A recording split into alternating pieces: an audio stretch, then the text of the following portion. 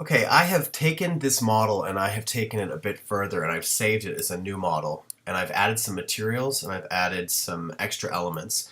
So I'm going to take a little bit of time to walk you through how to make some of these extra elements. You don't have to do all of this. I'm not asking or expecting that you're going to take the model this far, but I do want to demonstrate how to do some of these things for those of you that really want to learn how to push your interior design skills further, at least as far as building things in 3D. So let me go ahead and take a look at my new model using the scenes that I've created. So I added some things like the coffered ceiling. I've obviously added textures and materials, which we've talked about already.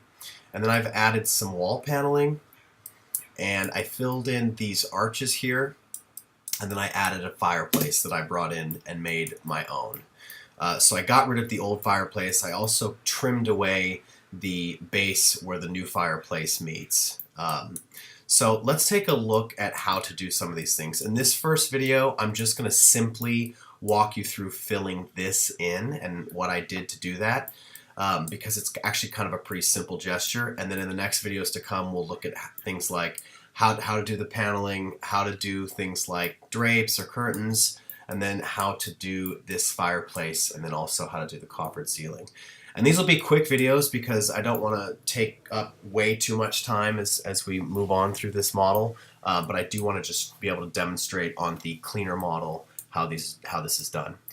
Alright, so let me go back to my original model and let's look at filling in these arches here. I'm just going to zoom in so that I can get close to one of these arches. I'm going to select the casing around it and hide it because I don't want to see that casing. It's just kind of getting in the way.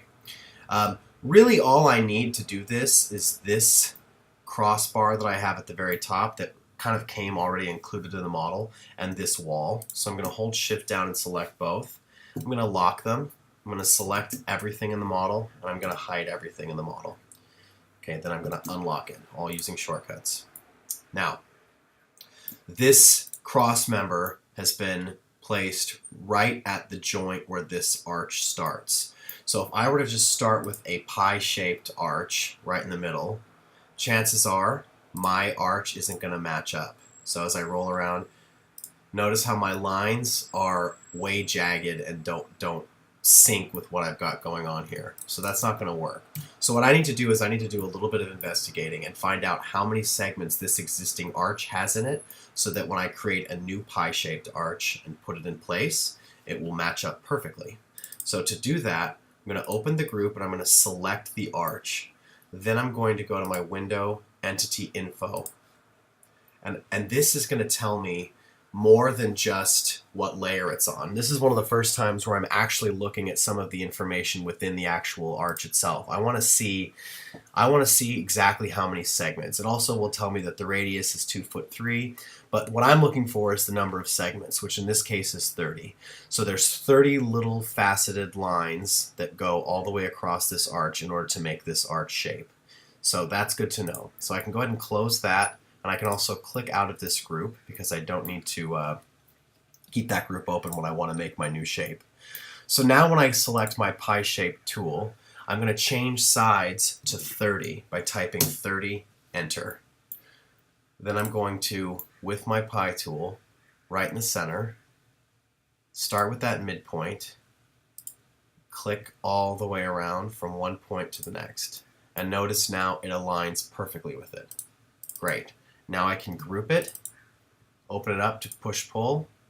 I'll push-pull it back 4 inches or so. Then move this shape back in place until I hit maybe the midpoint of that line there. Now I can unhide everything. And this is probably a good idea to right-click and make this one into a component. And then using the midpoint or the edge, but I think midpoint's going to be easiest for me from this point on. If I use the midpoint here and then make a copy and drag to this side, click, and then I would do the same thing in the other direction. So making a copy, and this time as I land, I'm going to do ×3, which will give me 1, 2, 3 copies all the way down. Now I can go back to my work perspective and take a look and see how it looks. Okay, great. They're filled in. So that's all I wanted to show you in this video. In the next video, let's take a look at how to do this wall paneling. We'll just do it on one wall.